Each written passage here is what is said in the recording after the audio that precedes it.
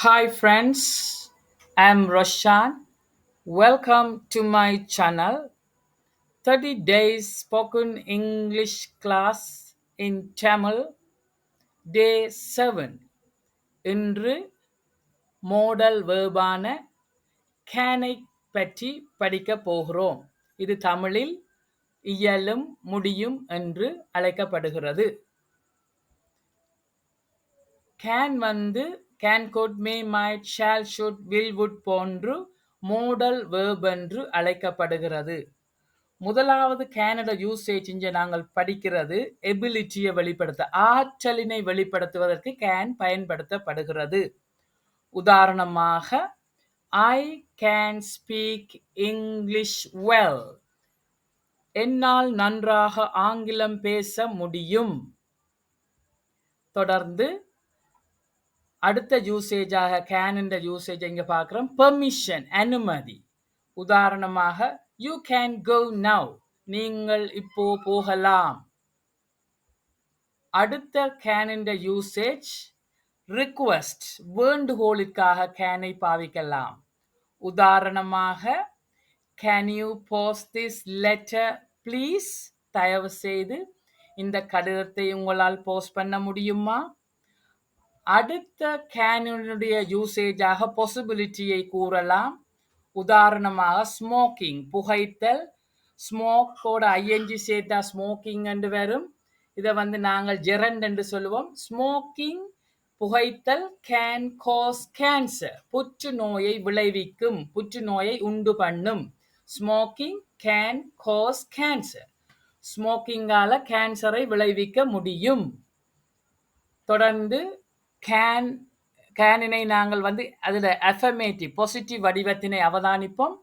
I can eat, என்னால் சாப்பிட முடியும். ஹீ கேன் ஈட், அவனால் சாப்பிட முடியும்.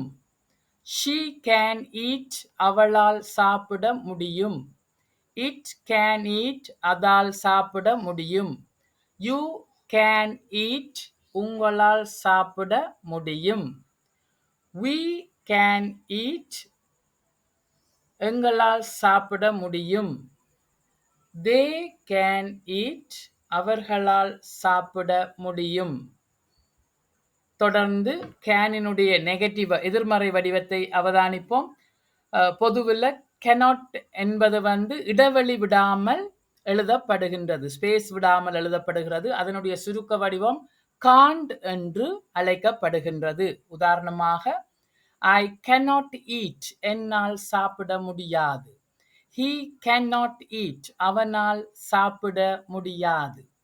She cannot eat, அவளால் சாப்பிட முடியாது. It cannot eat, அதால் சாப்பிட முடியாது. You cannot eat, உங்களால் சாப்பிட முடியாது. We cannot eat, எங்களால் சாப்பிட முடியாது. They cannot eat, அவர்களால் சாப்பிட முடியாது. தொடர்ந்து கேன இன்டரோகேட்டிவ் அல்லது question வினா வடிவத்தில் பின்வருமாறு பயன்படுத்திக் கொள்ளலாம்.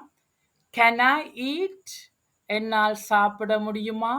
Can he eat, அவனால் சாப்பிட முடியுமா? Can she eat, அவளால் சாப்பிட முடியுமா?